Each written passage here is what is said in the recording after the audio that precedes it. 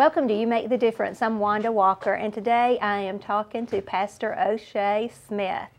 And Pastor O'Shea has grown up in LaGrange, been a LaGrange High School football player, and is a minister with the federal prisons. Goes all over the United States, and we're going to hear from him today. The Lord has directed him to come back to LaGrange and to start a ministry here, which he has done. It's called Communion Fellowship. Yes, it is. And Communion Fellowship has been going approximately 1 year, and we're going to talk to Pastor O'Shea and find out how that ministry is going. Describe your first year here. I tell you, it has been an incredible ride, and I'm so excited, Wanda. First of all, thank you for having me to come back and kind of recap what the Lord did the first year. It has been incredible. We have seen not only just internal growth, you know, people have grown spiritually, we've grown as a body of people, but we've seen incredible signs and wonders. We've seen many people that have been healed. Just 2 weeks ago, we had a young lady who was born with spinal meningitis. Yes. And she was deaf from age 18 months. She's 38 years old. She was fully deaf in one ear, partially deaf in the other ear. And in our service, God healed her. And it was her first time visiting with us. And actually, she saw us praying for a gentleman, one of the local dentists here in the city of LaGrange, was diagnosed with prostate cancer. So he came to the service. Yes. We prayed for him, the prayer of faith, believed God for his healing. Well, she walked up, she said, listen, I can't hear.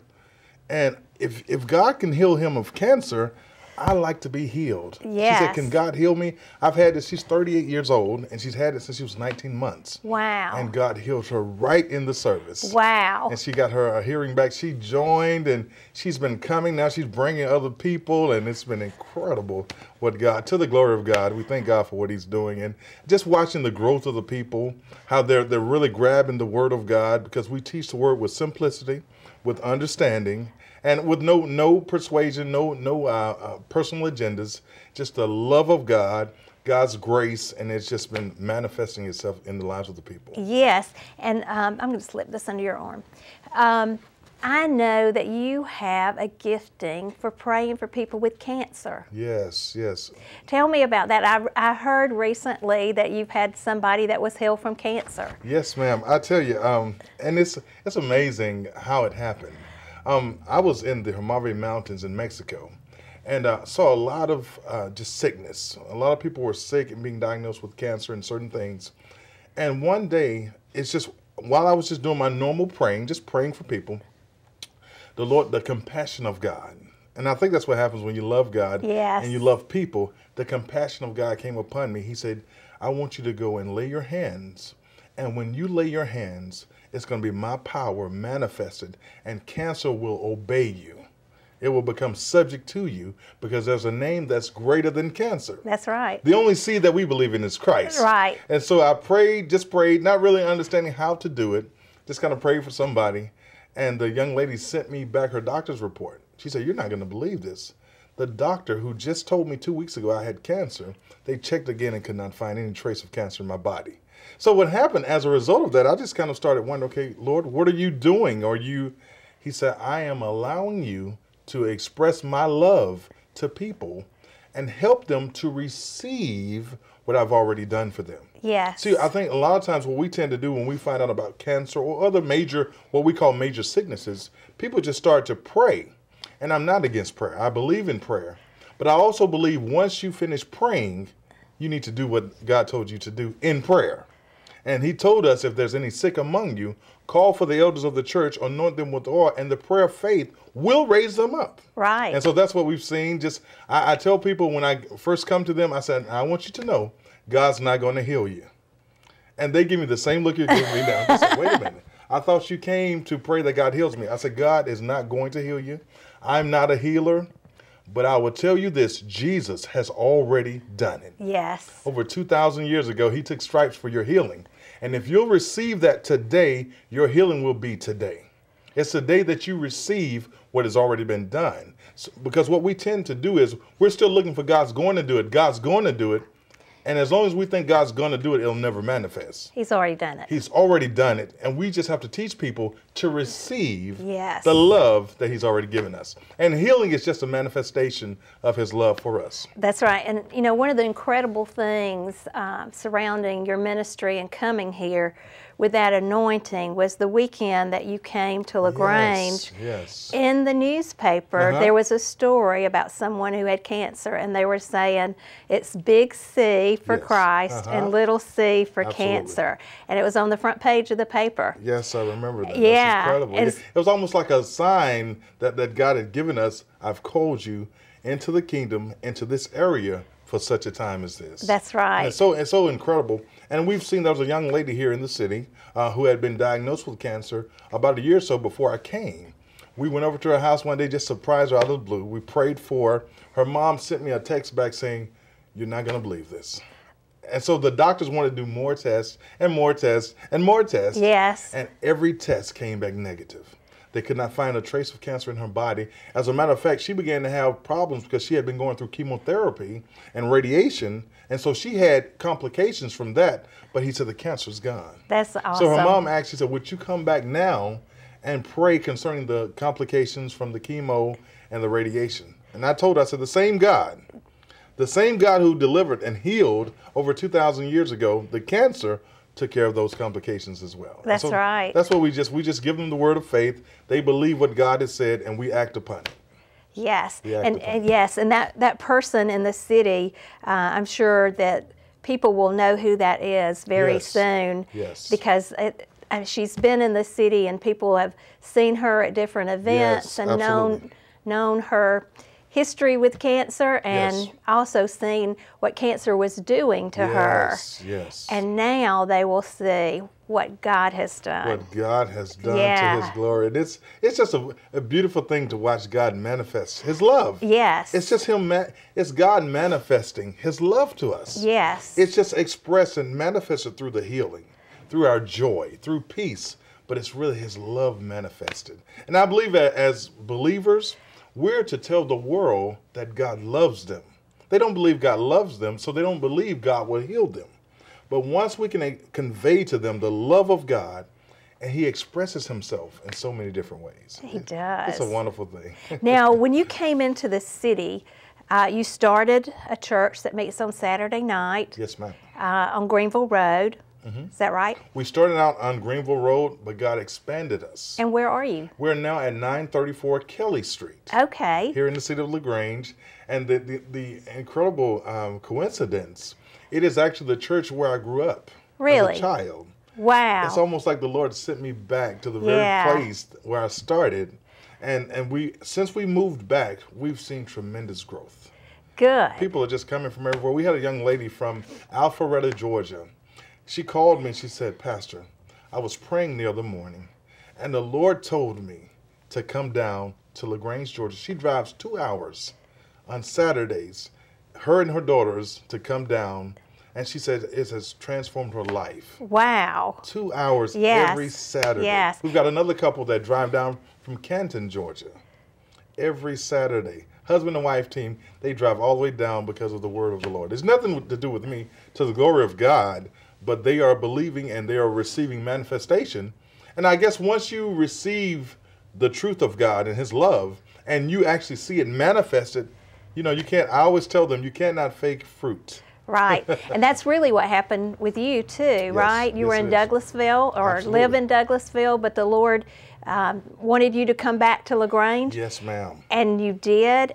And you not only started the church, but you also got involved in working in the community. Absolutely. So tell us some of the things that you're doing in the community. Absolutely. And one of the reasons I believe the Lord brought me back is because I began to hear about some of the things that were happening as far as violence and the poverty and some of the things that, my recollection of LaGrange when I left here in 1986, it was a wonderful, beautiful place, and it still is. Yes. But there have been some challenges that I believe that God anoints people for seasons. The scripture says that when Israel prayed unto God and their prayers reached heaven, God sent forth Moses to deliver the children of Israel. I believe that God's pattern is when people cry out to God because he loves them, God hears it.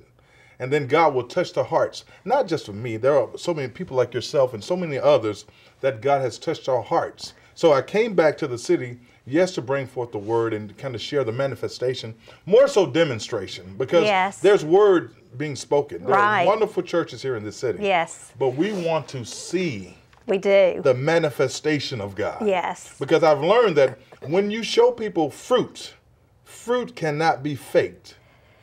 A tree is known by the fruit that it bears, and I don't want to teach the word of God in such a way that people can tangibly walk in it. Right. And then they'll have a better love and appreciation for God. So when we came down, we kind of joined up with Chief Lou Degmar and the police department. They kind of asked me to participate in a community initiative board that kind of wants to tackle and attack the poverty and some of the gang violence. And I was so honored to be asked to be a part of it because my passion, because I work in the federal penitentiary and I teach inmates, I have a passion for curtailing some of that behavior Right. before it reaches that point of federal penitentiary status. So we came back and we kind of locked hands with the mayor's office and with chief of police, and we began to teach programs in some of the housing projects.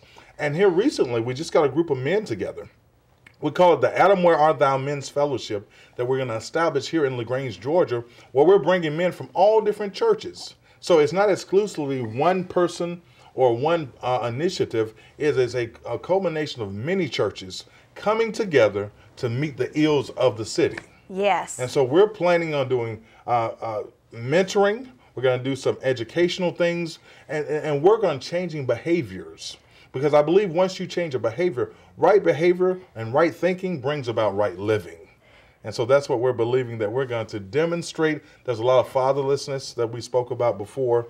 And we're going to kind of step into that position and be mentors / fathered types to some of our young men and women. Yes. Now, I know that you're a part of the community outreach committee that Chief Detmar set up. Yes. But you were working with him prior to that committee, is that right? That is correct. The Lord had given me a program called the Prince and Princess Program, where I go in and teach very young, starting at the age of 5 up to 15.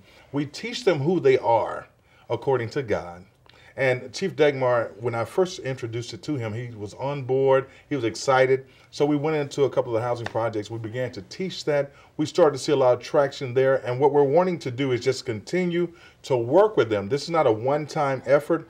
This is a commitment. Yes. And that's really what we're looking for, Wanda. We're looking for people who are committed to the cause of Christ, but committed to whatever it takes. Right. So I am here for the duration. I'm here for as long as it takes until we see change. And I truly believe in my heart, the Lord spoke to me that 1 year from now, the face of LaGrange is going to look different from it looks today. Yes. And we're believing for Yay. that. Yes, we are. Yes, ma'am. Okay. Now, I know you just had a meeting Yes. and made a call to men to come and really be a part of what you're doing. Yes, absolutely. Tell me how that meeting went. Tell me what the response was. And There was an overwhelming response. The men of this city rose to the occasion. And I was so blessed. The pastor of one of the larger Presbyterian church here, he was out of town, but he called me. good. He said, I won't be able to attend, but I am on board with what you're doing. And it takes unity. The Bible says in Psalms 133, when God sees unity, he commands the blessing. That's right. So it's going to take a collected effort of everyone coming together. And that's what we saw at the meeting. A lot of different churches, a lot of different pastors coming together saying, we want to bring about this change. I was more just an instrument to call a call of action, but they all came together. We had a very productive meeting. We're planning another meeting coming up the third Saturday on this month of December. We're going to meet. We've got 2 locations, and we're sending out information now to the different attendees. But we're excited about it, and we'll definitely keep you all posted. That's right. You know, that's what I see in LaGrange. Like if we know what to do about a situation, we'll do it. Yes, absolutely. Yes. One of the gentlemen actually told me, he said, I've been wanting to do something. And that's a common thought that I've heard. Right. A lot of people want to do something, They just needed leadership. They needed someone who's been there and done that. And God has graced me in other areas, in Suitland, Maryland, in Atlanta, Georgia, and 3 of the roughest housing projects. We were able to go in and introduce this program and see the entire community change. They went from a very low high school graduation rate till they rose to over 80%. Yes. That remained in school because they didn't understand the importance of education. And it's just a matter of spending time with them, loving on the people. And so we kind of shared a little bit of that with the men and what we're going to be doing. And the guys were excited. And I've had others call in saying, I want to be a part. I missed the meeting. I want to be a part of this. So we're really excited. Chief Degmar told me, Pastor, whatever you need, the police department is here for whatever. And that's what you really need. That's right. You need everybody, all hands on deck, kind of working together to make this happen. And I think the city is going to see the results and the proof, and the city will be better as a result of it. Yes, I believe so too. Praise And God. I know just being out in the community, there were a couple of people who mentioned it to me and said, you know, I wasn't able to come, but I passed the email on. Sure. And so there is excitement, Wonderful. and that's really encouraging. That's wonderful. Now, I know because of the work that you had done previously, you got a call to come to Ferguson. I want you to tell us about that. I did, just because of the outreaches that I do, and with the outbreak that took place in Ferguson, Yes. people were similar to here and other places. They were looking for an answer. And what happens when you get emotions involved, the first thing you have to do is kind of harness the emotions. Because if not, you're going to move in your emotions. And sometimes your emotions can go before your sound judgment. Yes. So what I did was I went in and kind of spoke with some of the leaders first. And then they gave me an open forum to talk to the people, to kind of share with them my experiences, but also to give them a plan.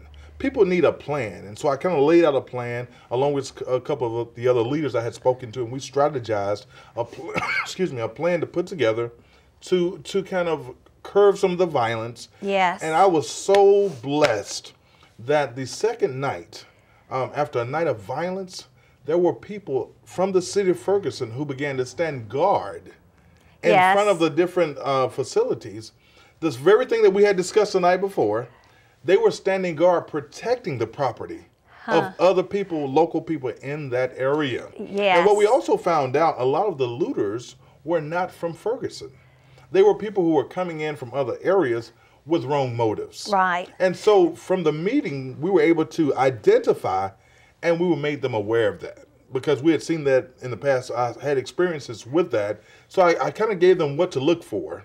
And I was one of the pastors called me so excited. He said, Pastor, did you watch the news? And I did get bits and pieces of it. He said, the people are standing strong and they heard what you said. Right. And they're guarding the property. Yes. And I think that was just incredible. That was a blessing to Yes. me. And so I got a call recently. They're asking me to come back now because after the decision was handed down, there was some more unrest. Right. Understandably so, because emotions are involved. Uh-huh. And so we're just going to go in. And I told them I'm here for the long haul. Yes. You know, so I'm kind of asking God for a little more daylight because I'm spending my time a little bit of everywhere.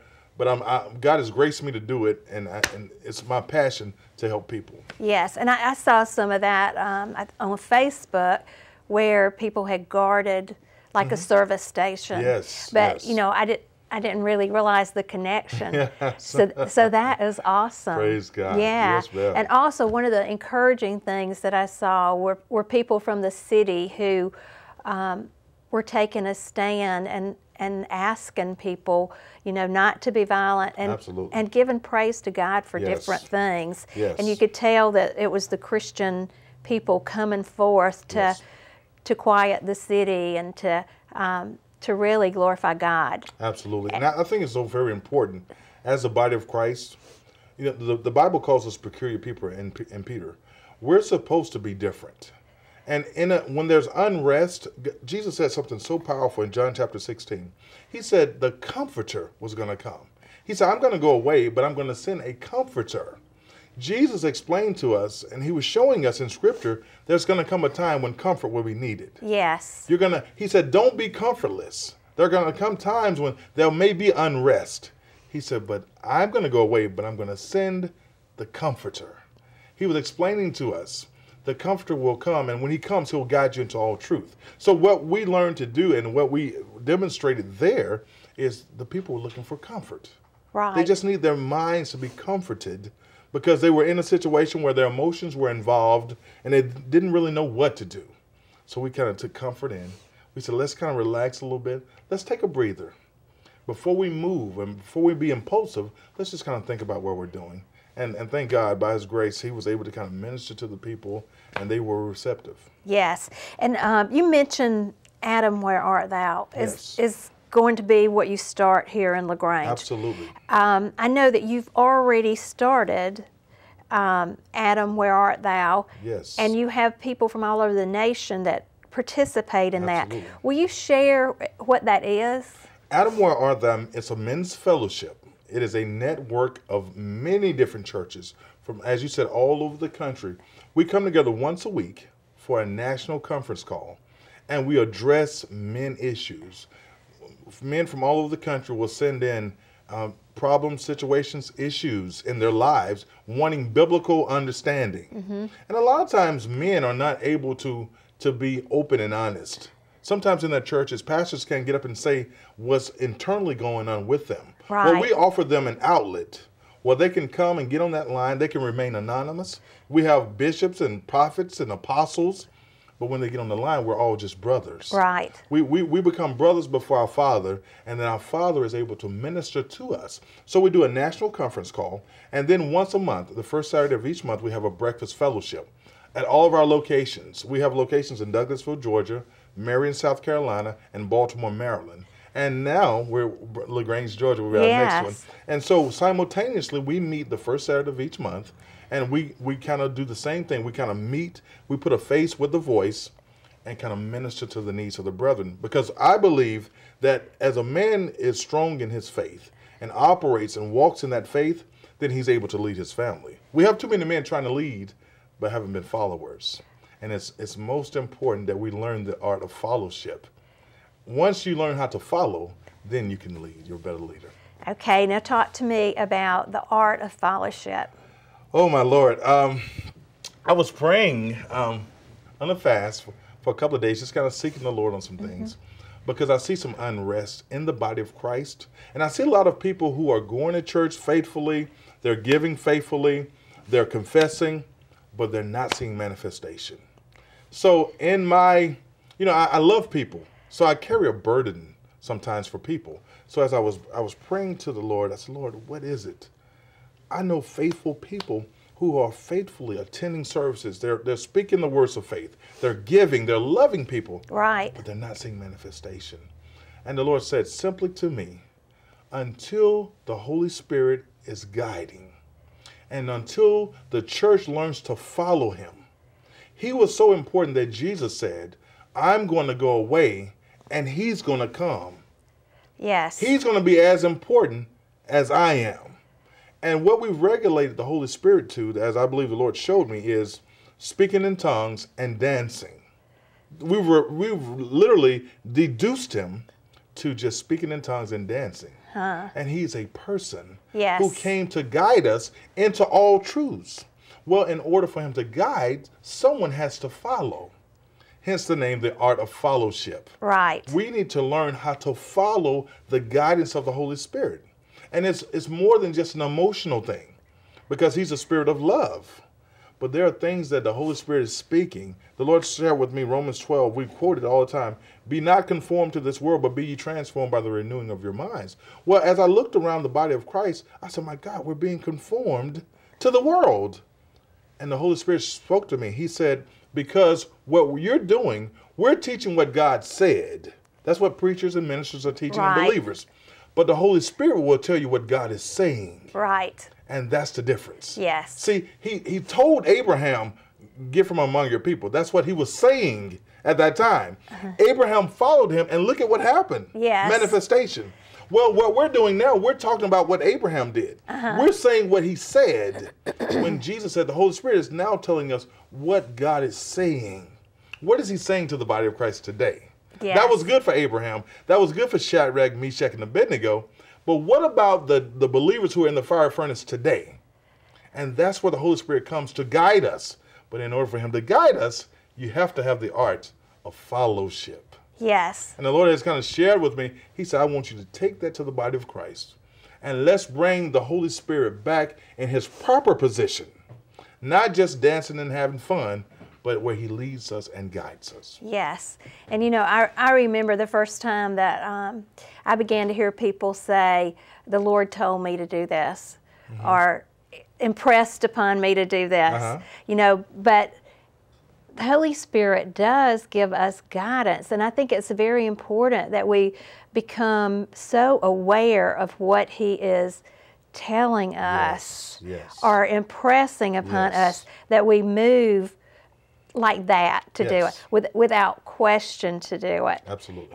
And he will take us into greater and greater things. Oh, absolutely. Yes. It's God's plan. Yeah. It is actually the plan of God. I said to someone once that we're trying to be natural, and we say God gives us his super, when in fact, we are supernatural.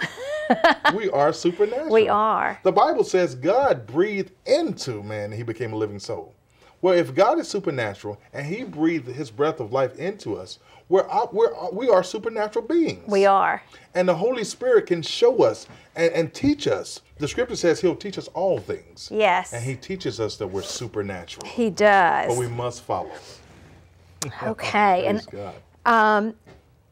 I want to talk about just a little bit about a vision that one of my friends had. Okay. Because I think it's important. We were talking about Ferguson a little bit ago, and I think it's important to hear this vision in regard to what's going on at Ferguson and in the nation. I have a friend, his name is Scott Allen. He lives in Atlanta, and the Lord gives him visions on a regular basis. He's been on the show before, and he just goes out and he calls it his prayer jog, but he jogs and he prays and he says, you know, Lord, what's on your mind today? And the Lord gave him a vision one time about, he had 3 keys. The Lord gave him 3 keys. And the first key, there was a Jewish man with him, and they went to a door. And Scott took the key and opened the door. And the Jewish man and Scott hugged, and then they saw a second door. And they went to the second door, and they opened it up, and there was an African American standing there. And they embraced. And then they saw a third door. And they went to the third door, and Scott had the key and opened the key, and it was the Great Awakening, the Third Awakening. And so what Scott gleaned from that interpretation, the role of the church, Scott has been involved in like the Jews and the Christians coming together and reconciling. And so that first door represented that happening in the church. And then the second door was where the church as a whole, all races come together and are reconciled. Sure. And then the third door is the Great Awakening.